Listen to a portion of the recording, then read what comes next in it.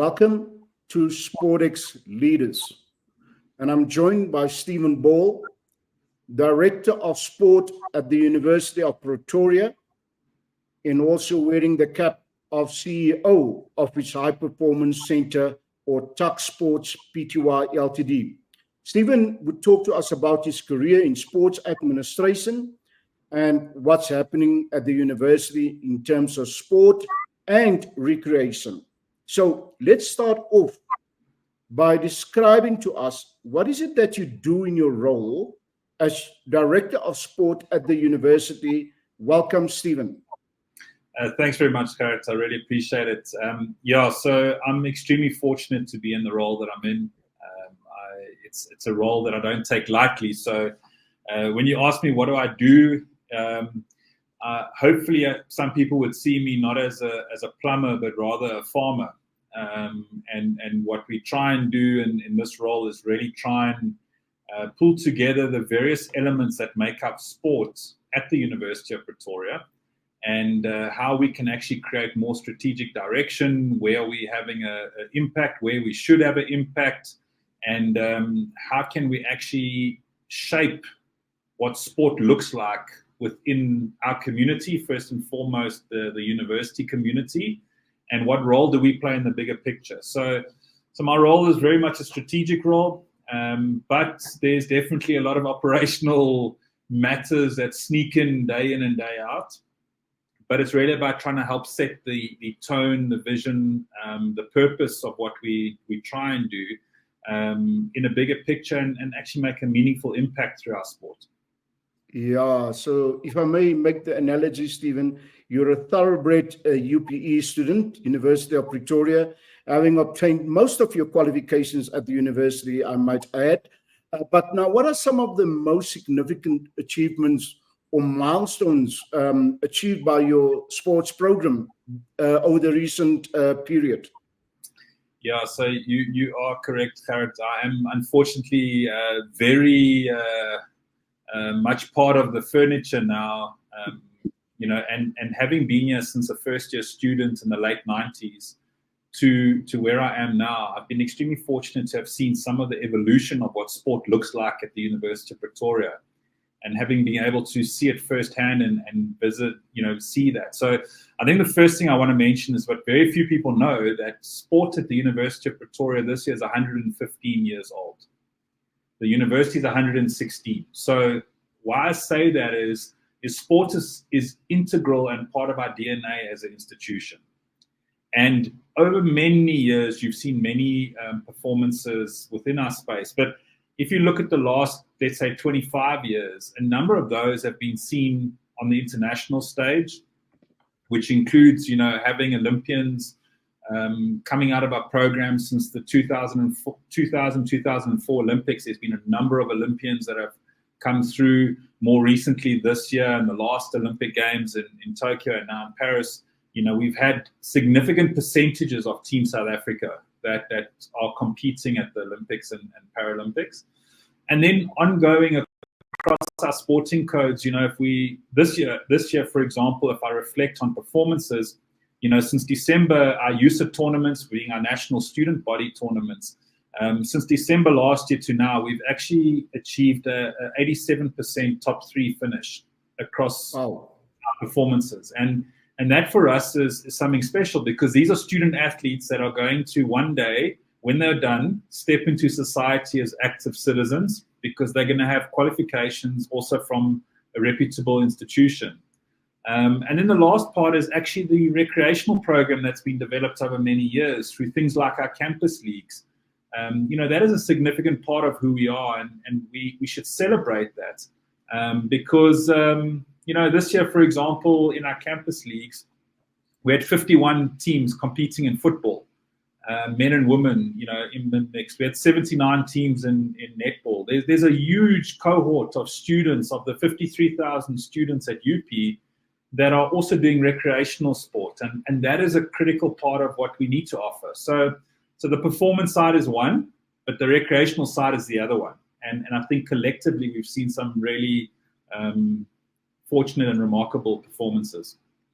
Yeah, great. I'm happy you touched on recreational sport, because sometimes we think that the bouquet of sport does not extend to recreational sport. And at the university, that sort of creates a total immersive experience for those who are not in elite or competitive sports, Stephen.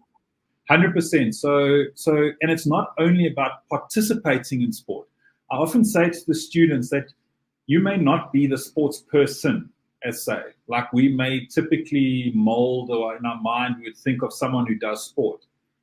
But for your health and wellness, you need to either participate in some form of physical activity, and that could be through sport, or it could also be just coming and supporting our rugby or football team at a home game, where you're actually able to get out of your rooms, you're able to switch off for that short period of time from the academic stresses that you're facing, and actually come and support sport.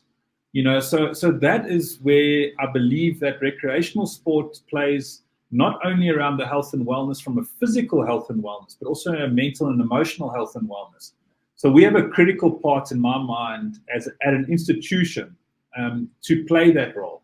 So yes, we like to celebrate our performance successes. We like to have those, but we need to celebrate the other offerings as well, because it's about that holistic offering in our world that is important.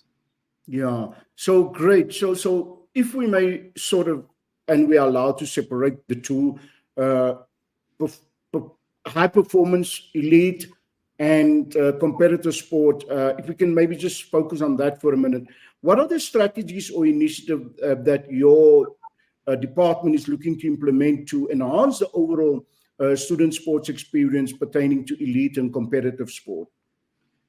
Yeah, sure. So we made a decision, I think, a number of years back that one, we can't be everything to everyone. First of all, we don't have the resources to fully offer what would be deemed internationally as these perfect performance, high performance support programs. So we moved away many years back from trying to give everything to everyone. A practical example, not everybody has to have sports nutrition interventions and sports psychology and dietetics and physiotherapy and SNC and all those different things that are typical components that complement a high performance program. So for us, the primary thing that we always look at is what is our culture? What does it mean being part of what we call the stripe generation? Because our teams, when they compete, they wear the stripe. You probably can see the TuksSport stripe behind me in the background. Yeah. That is our stripe. They are part of this generation of athletes that live to that. And for that, there is certain values that come through. So our high performance program is very much built on those, about wearing the stripe with pride, leaving it in a better place, and earning your stripes. Because when you're part of the stripe generation, you're part of that. You're part of 115 years. So we focus a lot on that. And then based on the needs of a team or an individual, we may then start bringing in specific interventions, which could be physiotherapy support or sports medicine support or nutritional support or S&C and biokinetics, whatever those elements are. But what we don't start is trying to give everything to everyone.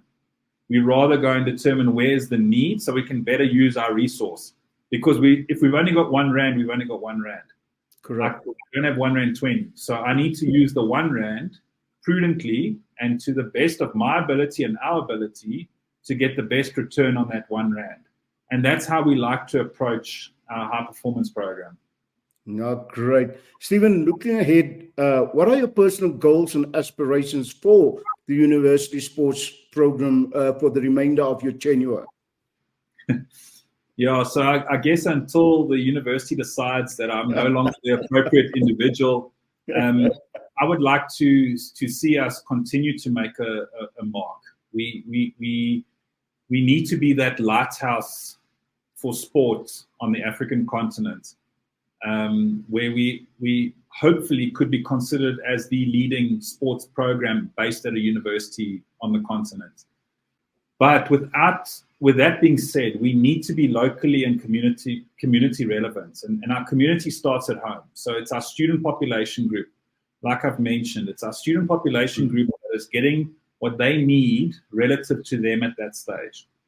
And then obviously being internationally recognized means that if the student athletes and our elite performers thereafter have the ability to compete internationally, they need to have the environment that we can create here so that they can compete and perform and represent our country and continent. So for me, that is really the bigger picture.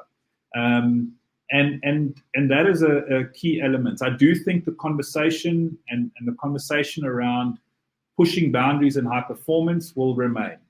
Our conversation around sport development and the role of sport. So even there, we are looking at how do we possibly consult outside of our space from traditional ways. And then the sport leadership conversation, which, it's an ongoing challenge both in our country, continentally, and globally. Do the right people sit on the right seats in the bus to lead the organization in the right direction? So how could we possibly help facilitate or be part of that conversation, I think is important as well. Okay, great. Within 60 seconds, Stephen, what excites you most about the future of sport and recreation at the university, taking in consideration, the ever-connected economy that we live in, disrupted economy, I might hasten to add, and how does that all impact into your vision for the future in 60 seconds? So my excitement sits around the fact that we have an opportunity to touch the lives at a very influential stage in someone's development personally. And at that point of touching their lives through a university degree and qualification and sports, they will hopefully be set up to have the necessary skill set, mindset, and abilities that when they are finished with sport one day, they will contribute socially as active citizens in our society because they've had the necessary skills at a very key formative stage of their development. So that's what excites me about universities and university sport programs. And it tags into your mantra. I am challenged, therefore I challenge, Stephen. Yes, correct. I'm challenged daily, I can assure you. I fail daily, and many people remind me. So that is for me important. No, great stuff. Thanks, Stephen. It was a pleasure having you along. That was Stephen Ball, Director of Sport at the University of Pretoria and CEO of its High Performance Center, TuksSport Pty Ltd. Thank you for your time, which is very much appreciated. That's where we would leave it for now. And thank you for watching the SportX channel, which is hosted on TalkX TV. Until next time, thank you.